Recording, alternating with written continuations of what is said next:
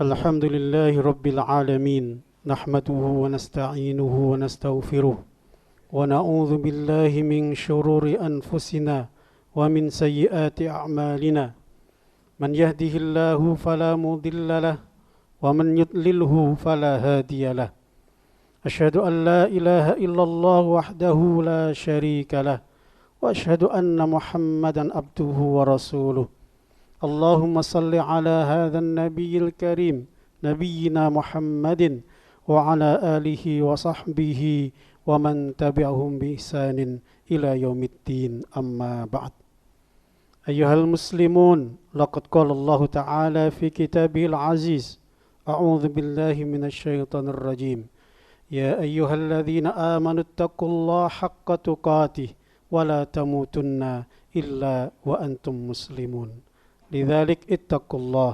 واتقوا الله حق تقاته. Ma'asyiral muslimin, jamaah salat Jumat yang semoga dirahmati Allah Subhanahu wa taala. Pertama kali kita memuji Allah Subhanahu wa taala yang telah memudahkan kita untuk bisa memenuhi panggilannya, melaksanakan salah satu dari kewajiban kita, salat Jumat berjamaah. Salawat dan salam semoga tercurah kepada Nabi kita Muhammad sallallahu alaihi wasallam, keluarganya, sahabatnya, dan orang-orang yang selalu istiqamah mengikutinya, dan semoga kita termasuk di dalamnya. Ma'asyiral muslimin, jamaah salat Jumat rahimakumullah. Tema khutbah kita pada kesempatan khutbah ini adalah thalathatun yuhibbuhumullah. Tiga orang, tiga pribadi yang dicintai oleh Allah Subhanahu wa taala. Ma'asyiral muslimin, jamaah rahimakumullah. Rasulullah sallallahu alaihi wasallam dalam riwayat Sa'ad bin Abi Waqqas bersabda, "Innallaha yuhibbul 'abdat taqi al-ghani al-khafi." Sesungguhnya Allah Subhanahu wa taala mencintai hambanya. Yang pertama adalah at-taqi, yang senantiasa bertakwa. Yang kedua al-ghani, Allah mencintai hambanya yang kaya. Dan yang ketiga al-khafi, dan Allah mencintai hambanya yang senantiasa bersembunyi dengan amal-amalnya. Ma'asyiral muslimin, jamaah rahimakumullah. Yang pertama yang dicintai oleh Allah Subhanahu wa taala adalah hamba yang senantiasa bertakwa kepada Allah Subhanahu wa taala. Takwa diartikan menjaga diri, memelihara diri dari murka Allah. Jangan sampai terkena murka Allah. Jangan sampai tertimpa azab Allah. Dengan apa? Dengan taat kepadanya. Dengan melaksanakan perintah-perintahnya dan menjauhi larangan-larangannya. Setiap mukmin yang bertakwa, dia akan berusaha betul. Dia akan bermujahadah. Dia akan bersungguh-sungguh. Ketika ada perintah, dia ingin menjadi orang yang pertama melakukannya. Dan apabila ada larangan, maka dia ingin menjadi orang yang pertama menjauhinya. Jadi senantiasa taat kepada Allah. Dia ingin melaksanakan perintahnya dengan pelaksanaan yang sebaik-baiknya. Ketika ada larangan, dia ingin menjauhinya dengan sejauh-jauhnya. Mari kita lihat salah satu contoh seorang sahabat Nabi sallallahu alaihi wasallam yang bernama Abdullah bin Ummi Maktum. Rasulullah sallallahu alaihi wasallam pernah menyampaikan dalam satu hadisnya, "Idza adzana Bilal fil lail fakulu washrabu."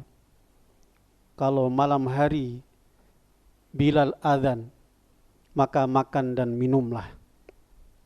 Artinya ketika adzan Bilal berkumandang, maka Nabi memberikan kesempatan sahabat untuk makan dan minum. Artinya untuk sahur. Hatta yunadiya Abdullah ibnu Ummi Maktum. Sehingga kemudian memanggil atau adzan Abdullah bin Ummi Maktum. Mari kita lihat siapa Abdullah ibnu Ummi Maktum ini. Seorang sahabat Nabi sallallahu alaihi wasallam yang memiliki kekurangan tunanetra, tidak bisa melihat, buta matanya. Tapi kata Rasulullah sallallahu alaihi wasallam, Abdullah bin Ummi Maktum inilah yang memanggil, yang adzan, yang mengumandangkan adzan. Dan waktunya di waktu yang spesial, yaitu di waktu subuh. Artinya apa? Kekurangan yang dia miliki, kekurangan yang ada dalam diri Abdullah bin Ummi Maktum tidak menghalangi kemudian dia untuk melaksanakan perintah Allah Subhanahu wa taala.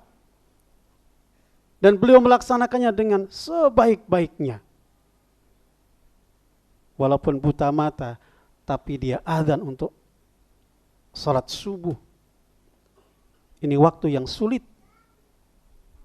Dan tentunya ini menunjukkan bahwasanya beliau salat subuh selalu berjamaah bersama Nabi sallallahu alaihi wasallam dan juga sahabat-sahabat yang lainnya.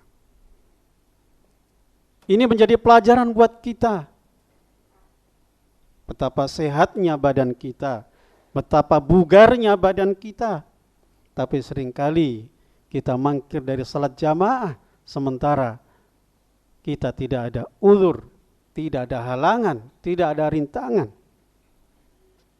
Maka bertakwalah kepada Allah sebagaimana takwanya sahabat Abdullah bin Ummi Maktum ini. Perintah berusaha dilaksanakan dengan sebaik-baiknya. Dalam kesempatan yang lain, Abdullah bin Ummi Maktum datang kepada Rasulullah sallallahu alaihi wasallam yang saat itu sedang menghadapi para pejabat Quraisy, para pemimpin Quraisy, para petinggi Quraisy, di mana beliau mendakwai mereka dengan harapan mereka masuk Islam. Dan di belakang mereka akan banyak para pengikut yang kemudian mengikuti masuk ke dalam Islam. Namun tiba-tiba datang Abdullah bin Ummi Maktum. Dan kemudian dia berkata, "Alimni ya Rasulullah mimma 'allamakumullah."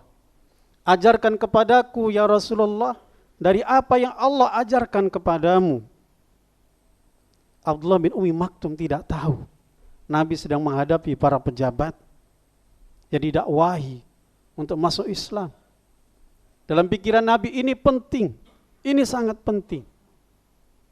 Tapi Abdullah bin Maktum tidak melihat itu. Maka sampai kemudian diabadikan di dalam Al-Quran. Bismillahirrahmanirrahim. Abasa wa tawalla an ja'ahul a'ma wa ma yudrika la'allahu yazakka. Dia bermuka masam, dia berpaling ketika datang kepadanya orang yang buta. Dan yang buta ini adalah Abdullah bin Ummi Maktum. Sampai dia diabadikan dalam Al-Quran. Ini menunjukkan apa, ma'asyarul muslimin? Betapa kekurangan yang dia miliki tidak menghalanginya untuk gemar, untuk semangat mencari ilmu, untuk datang ke majelis ilmu, untuk menghadiri majelis-majelis ilmu. Seringkali ketika kita buka majelis ilmu, sepi sekali. Orang lebih memilih majelis yang lain dibandingkan majelis ilmu. Sementara Abdullah bin Ummi Maktum, orang yang buta mata, tapi hadir selalu di awal. Semangat dia mendatangi Rasulullah sallallahu alaihi wasallam. Kemudian ma'asyarul muslimin, contoh terkait larangan.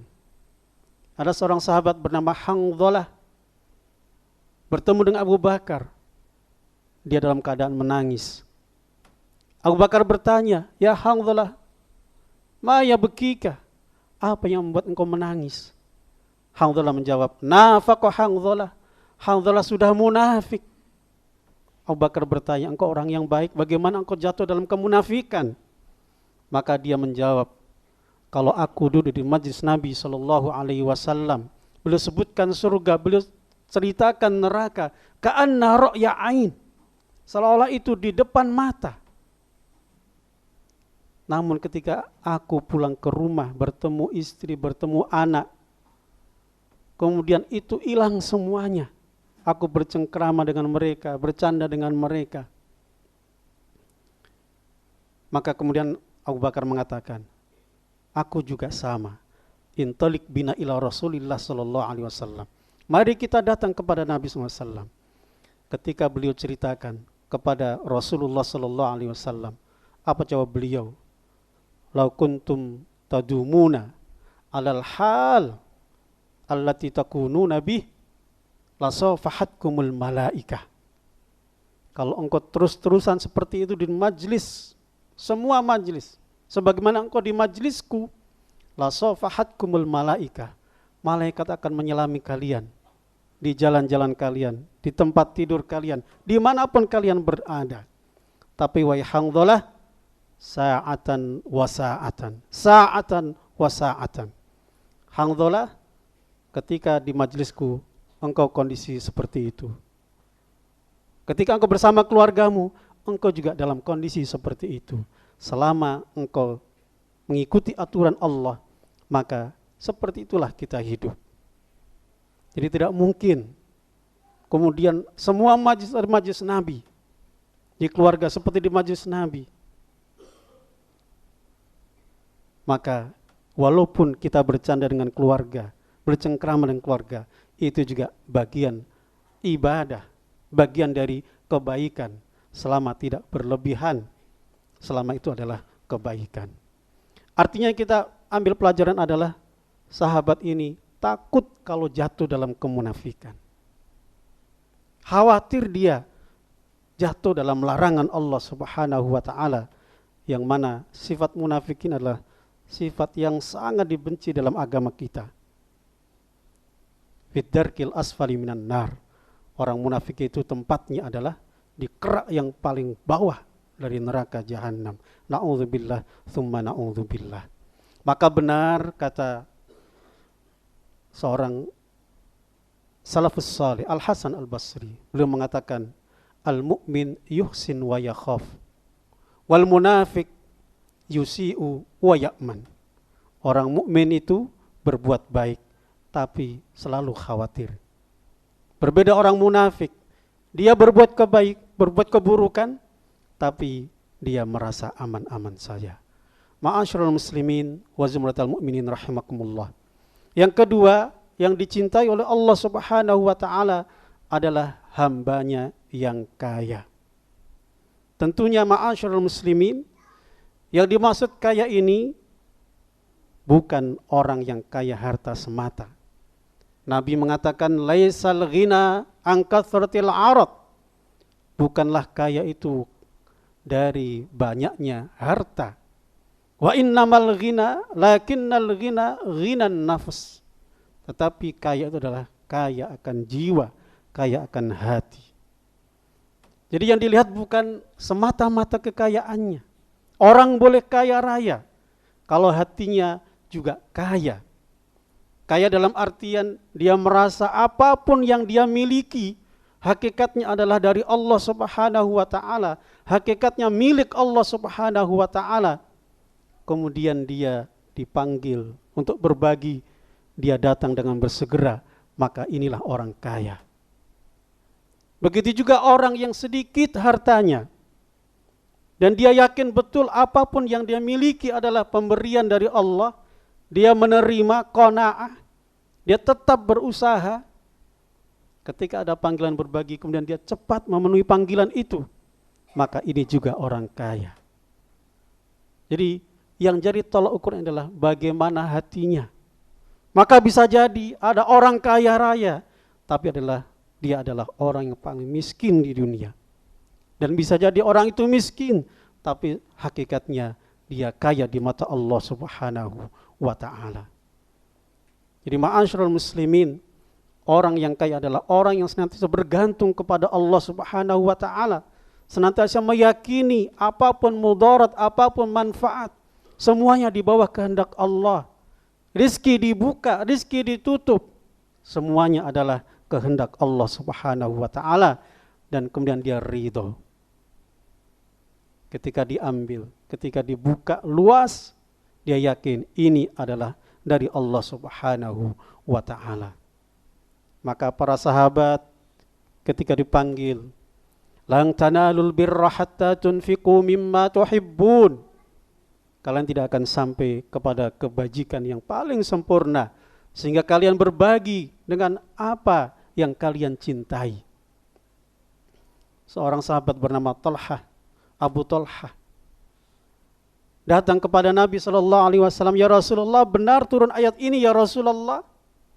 Maka dia katakan, ya Rasulullah, di depan Masjid Nabawi ada kebun yang bernama Bayroha. Itu kebun saya ya Rasulullah, itu kebun yang paling saya cintai. Maka saya infakkan fisabilillah, aturlah ya Rasulullah sesuai dengan aturan Allah Subhanahu wa ta'ala. Itulah para sahabat yang mereka adalah orang-orang yang kaya. Ada satu sahabat lagi yang bernama Abu Aqil. Ketika turun ayat khudh min amwalihim shadaqatan tutahhiruhum wa tuzakkihim biha wa shalli 'alaihim inna salataka sakanul lahum. Ambil dari harta mereka sedekah, artinya zakat, membersihkan, mensucikan jiwa dan harta mereka, dan doakan mereka. Abu Aqil malam-malam datang ke pasar, menjadi kuli angkut, kuli panggul, dapat upah 2 gantang kurma. Datang kepada Nabi SAW, ya Rasulullah, ini hasil yang aku dapatkan. 1 gantang aku infakkan fisabilillah, 1 gantang aku bawa ke rumah ya Rasulullah. Ini orang miskin, sahabat miskin. Tapi ketika ada ayat yang walaupun itu tidak berkenaan dengan dirinya, dia tidak masuk dalam panggilan ayat ini karena kondisinya bukan muzakki. Namun kemudian dia ingin memantaskan dirinya, ingin bisa mengamalkan ayat itu. Ini yang kita contoh. Inilah orang yang hakikatnya yang kaya raya, yang dicintai oleh Allah Subhanahu wa ta'ala. Ma'asyiral muslimin wa zumratal mu'minin rahimakumullah. Yang terakhir adalah al-khafi. Hamba Allah yang dicintai adalah hamba yang senantiasa menyembunyikan amal-amalnya. Pesan Zubair bin Awwam, beliau mengatakan, ij'alu khabi'atan lakum, ij'alu lakum khabi'atan minal amalis salih. Jadikan untuk kalian yang tersembunyi dari amal-amal saleh. Artinya tidak harus semuanya tersembunyi. Jadikan sebagian dari amal-amal kita itu amal-amal yang tersembunyi. Kenapa amal yang tersembunyi? Karena amal yang tersembunyi lebih ikhlas. Karena yang diharapkan bukan apa-apa. Yang kita harapkan hanya Allah Subhanahu wa ta'ala. La nuridu minkum jazaan wala syukura. Tidak berharap kepada manusia dapat balasan ataupun ucapan terima kasih. Tidak ingin amalnya dilihat oleh manusia. Tidak ingin amal diketahui oleh manusia. Yang tahu hanya Dia dan Allah Subhanahu wa ta'ala. Yang melihat hanya Dia dan Allah Subhanahu wa ta'ala. Maka sampai kemudian Rasulullah SAW menyatakan, orang-orang yang seperti ini termasuk orang yang mendapatkan naungan nanti di padang mahsyar, yang tidak ada naungan kecuali naungan Allah Subhanahu wa ta'ala. Rajulun tasaddaqa, seseorang bersedekah biyamini, dengan tangan kanannya, sementara tangan kirinya tidak tahu. Karena dia menyembunyikannya, saking tersembunyinya. Karena sekali lagi, dia hanya berharap apa yang ada di sisi Allah. Dan apa yang di sisi Allah adalah khairun wa abqa, lebih baik dan lebih kekal. Kalau manusia memuji, kalau manusia memberikan pujian, berapa lama pujian itu? Kalau dia memuji, berapa umurnya? Sebentar. Tapi kalau balasan dari Allah, pujian dari Allah akan selalu dia dapatkan, bahkan nanti di akhirat. Ma'asyiral muslimin wa zumratal mu'minin rahimakumullah. Semoga Allah Subhanahu wa ta'ala berikan hidayah dan taufiknya kepada kita, sehingga bisa menjadi 3 orang atau 3 pribadi yang dicintai oleh Allah Subhanahu wa ta'ala. Aqulu qouli hadza wa astaghfirullah li wa lakum fastaghfiruh innahu wal ghafurur rahim.